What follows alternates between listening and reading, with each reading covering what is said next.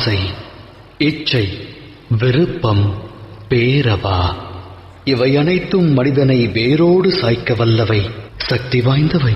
மனித வாழ்வில் அடங்கியது யாதென எவரேனும் வினவினால் அதற்கான தம் விடை யாது? சற்றே சிந்தியுங்கள்.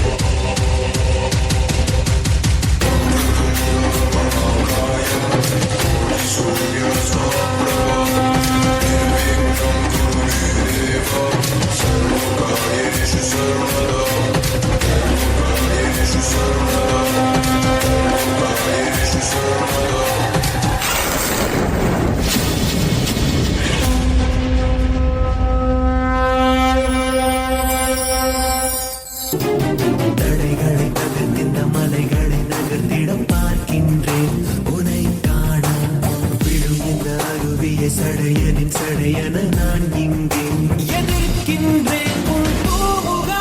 அதை காணவே இப்பூமி இரண்டாக நான் பிளப்பேனே.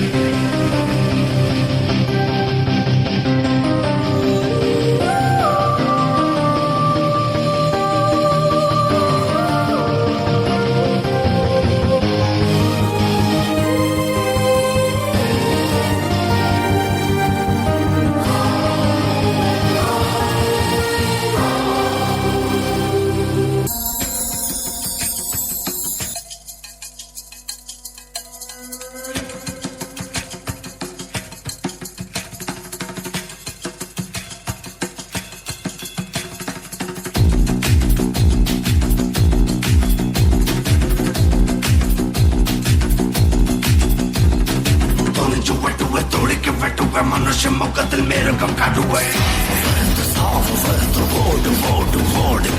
ஒரே வீட்டில் அவசர எடுப்பை பகச்சு யாரையும் நொடியில் முடிப்பேன். கேட்கும் காலம் வருது போட்டு போட்டு ஓடிப்போம். நிறைய தலையை வருடுவோம், குருதி தெரிக்க கிழக்குவோம். கொடுக்கும் தண்டனை பார்த்துதான் ஊரு வழங்க அலறிடும். சொருமுகத்திய உருவி எடுத்து எழுதுவேன் ரத்த சரித்திரம். சரித்திரம் ரத்த சரித்திரம் ரத்த சரித்திரம் ரத்த சரித்திரம் ரத்த சரித்திரம் ரத்த சரித்திரம் ரத்த சரித்திரம். எதிரில் இருந்த பகைகள் யாவும் துடித்து மடிய ரத்த சரித்திரம். சரித்திரம் ரத்த சரித்திரம் ரத்த சரித்திரம் ரத்த சரித்திரம். டம் டம் டம் டம் டம் வெறியாட்டம். டம் டம் டம் டம் டம் டம் டம். உன்னை படுத்து கடவுள் கூட அஞ்சி அலரும் வீரன்.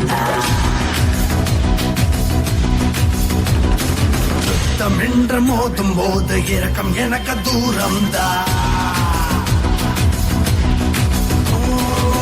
என்னை படைத்த களவன் கூட அஞ்சி அலரும் வீரன் நான் யுத்தம் என்ற மோதும் மோத இறக்கம் எனக்கு தூரம் தான் வெறியாகண்டா சரித்திரம் ரத்த சரித்திரம் ரத்த சரித்திரம் ரத்த சரித்திரம் ரத்த சரித்திரம் ரத்த சரித்திரம் ரத்த சரித்திரம் வெறியாகண்டா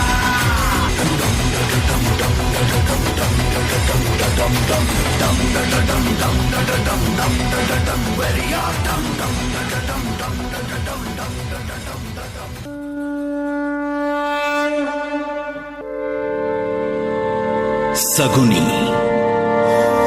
சகோதரியின் பாசத்தில் திளைத்தவன். பிறகு அவள் நிலை கண்டு மனம் கொதித்தவன். சூதாடுவதிலும் சூது வைத்து வாதாடுவதிலும் இவன் மேதை. அழகு அஸ்தினாபுரத்தை நான் அழித்து காட்டுவேன். நகரை நெருப்பிற்கு இரையாக்கி நரகமாக்குவேன்.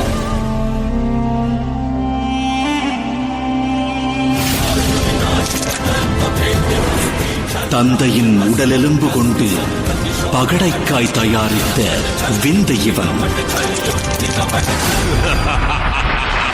இவன் நஞ்சையும் மிஞ்சும் நயவஞ்சகன்.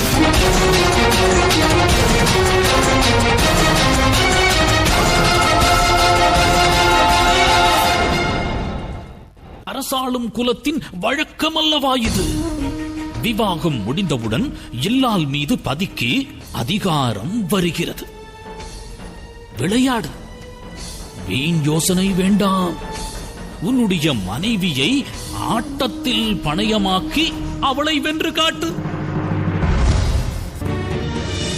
இப்பகடை என் அன்பு தந்தையினுடைய எலும்பால் உருவானது. எனது எண்ணத்தை நிறைவேற்ற வல்லது. திருப்திதானே யுதிஷ்டிரா? புதிய சிப்பாய்களும் புதிய பகடையும் வந்துவிட்டன. இப்பொழுது விளையாடு. சக்கரவர்த்தி துரியோதனனின் தர்ம பத்தினி பானுமதிக்கு சமமாக உன்னுடைய தர்ம பத்தினி திரௌபதியை பணயமாக்கு. அமர்வாய் அடிமையே, விளையாடு.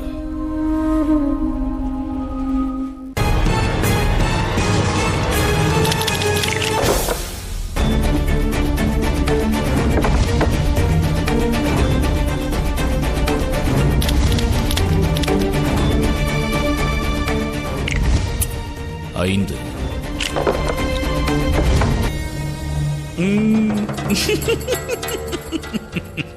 அடிமை யுதிஷ்டிரா, முடிந்தது விளையாட்டு.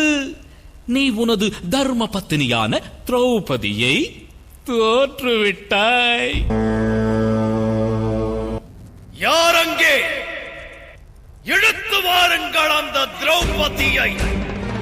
அவளை காணட்டும் இந்த ராஜசபை. துரியோதனா, உன் அழிவு ஆரம்பித்து விட்டது.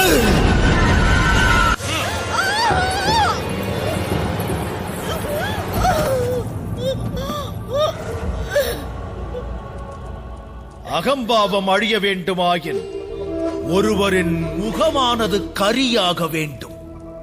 இவளின் அகம்பாவ முகத்தை காணட்டும் இந்த அவை. மகாராஜா, அஸ்தினாபுரத்தின் அவையில் நடக்கும் இந்த அநீதியை தட்டி கேட்பார் இல்லையா? நான் குரு வம்சத்தின் குலவது ஆவேன். பணயமாக்கியவற்றின் மீதெல்லாம் மனைவியான எனக்கும் சமபங்கு உள்ளதல்லவா? பிறகு எனது அனுமதியின்றி எவ்வாறு இது நடந்தது? பதில் கூறுங்கள். உனது அகந்தை அழியவில்லை திரௌபதி. நீ இன்னும் எனது ஆடையை ஏற்க மறுக்கிறாய். சுதந்திரத்தை பறிக்க இயலாதுதான், ஆனால் வஸ்திரத்தை பறிக்கலாம் அல்லவா? துச்சாதனா, அன்று இந்திரபிரஸ்தத்தின் நிறைந்த ராஜசபையில் கூடி நின்ற அரசர் அனைவரிலும் இவள் அஸ்திரத்தை பறித்தாள். அதுபோல இன்று அஸ்தினாபுர சபையில் இவள் வஸ்திரம் பறிப்போம். என்னை ரட்சிக்கும் செயலை இனி தம்மில் எவராலும் செய்ய இயலாது. இங்கு என்னை அதர்மிகளிடமிருந்து காக்கும் பொறுப்பை இறைவனிடம் ஒப்படைக்கிறேன். கோவிந்தா கோவிந்தா கோவிந்தா. यदा यदा हि धर्मस्य ग्लानिर्भवति Bharat अभ्युत्थानम् अधर्मस्य तदात्मानं सृजाम्यहम्.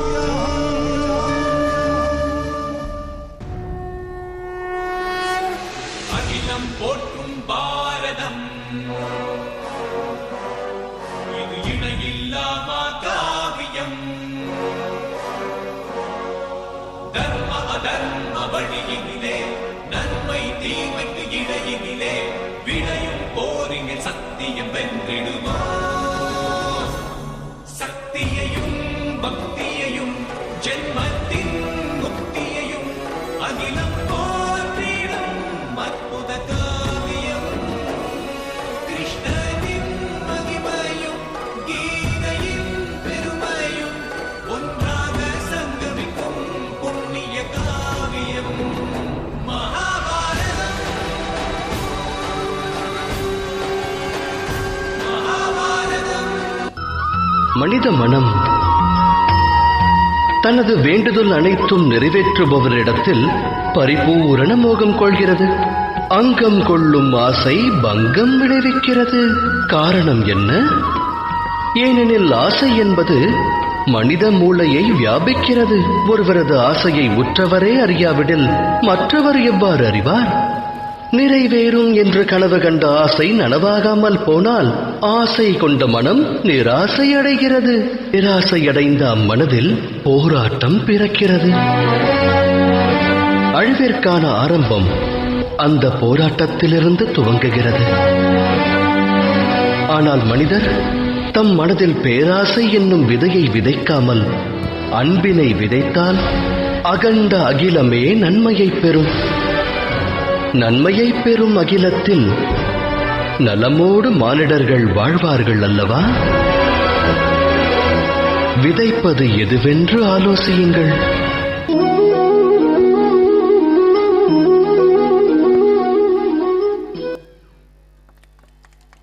What an outstanding performance of beautifully bringing the epic tale of Mahabharatam to life through their powerful acting and expressive dance. பரதம் அது பிரணவத்தின் மூச்சு, அதுவே பிரபஞ்சத்தின் பேச்சு. அபிநயங்கள் மட்டுமே அங்கே உயிர் மூச்சு. நர்த்தனங்கள் அங்கே நளினமாகும், நம் பண்பாட்டை அங்கே பறைசாற்றும். மேலை நாட்டாரும் வியந்து பாராட்டும். இதோ நமக்காக நம் மெட்ரிக் 9ஆம் வகுப்பு மாணவிகளின் ஒப்பற்ற பரிசளிப்பு.